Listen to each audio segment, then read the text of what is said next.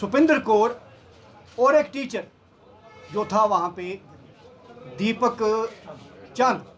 उनकी दर्दनाक जो किलिंग हुई, मौत हुई, और जिन्होंने की, इस पर सारी ही कौम में जितने भी लोग हैं जो दर्द रखते हैं इंसानियत का, अपने दिल में, अपने दिमाग में, जो इंसानियत को लेके चलते हैं, उनके ऊपर एक, उनके दिल पर, उनके जहन पर एक बहुत ही जख्म जो है वो लगा है।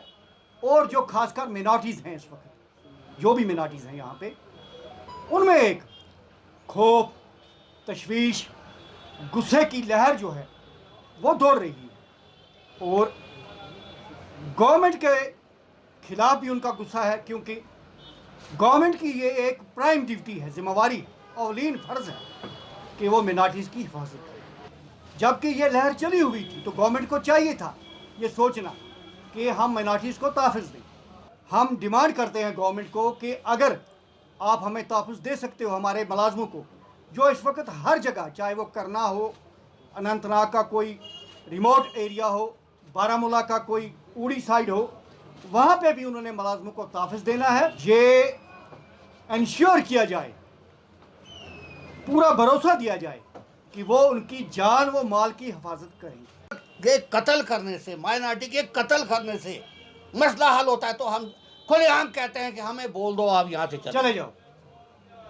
हमें बोल दें, दिलाराना तौर से बोलते हैं हमें आपकी ज़रूरत यहाँ नहीं है, हमें सिर्फ भराने की ज़रूरत नहीं है, आप यहाँ से चले जाओ। वरना ये एक एक करके मारना,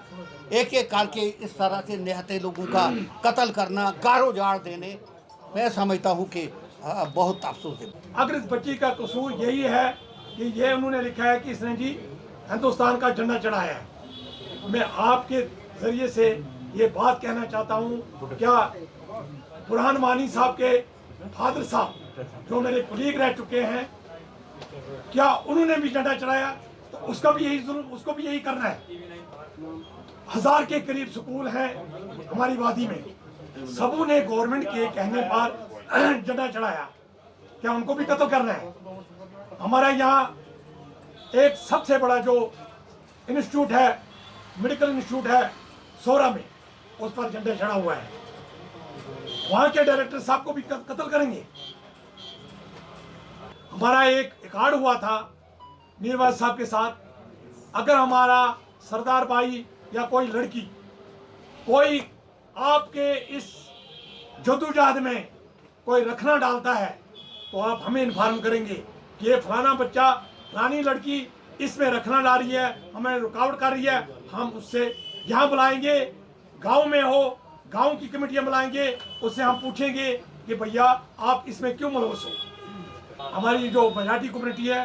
कि आपके दुख में शरीक नहीं हुई, हमारे दुख में बेशक शरीक हुई है, हमें हर पल पल हमारे साथ रहे। लेकिन जिस वक्त कल हमारा जुलूस निकला, एक मुसलमान भाई हमारे सामने आए, ये दुख है। और आप जो हमारी मजाटी है, मुसलमान भाई हैं, उनसे भी हमारी एक दर्दाना अपील है कि हम आपके साथ शाना बशाना 30 साल 35 साल से आ रहे हैं, कर रहे हैं, आपकी हर बात में हम आगे आगे हैं, हम कहीं भागे नहीं, इधर ही रहे हैं, आपके साथ रहे हैं, तो हम हमारे साथ ये नाइंसाफ़ी क्यों हो रही है? वो किसी चीज़ में मुलव्वस नहीं है, वो अपने पढ़ाई के काम में लगी हुई है, इल्म बांटने में लगी हुई है, एजुकेशन को प्रोपोगेट करने में लगी हुई है, और उस पर ये गोलियां चलाई जाती हैं। और जिसके लिए हम तवक्का करते हैं कि जो यहाँ की मेजॉरिटी कम्युनिटी है, जिसको कल भी हमारे साथ शामिल होना चाहिए था जुलूस में, क्योंकि इसके खिलाफ वो भी इसकी मजम्मत करे और परजोर लफ्ज़ों में स्ट्रांगली इसको कंडेम करे।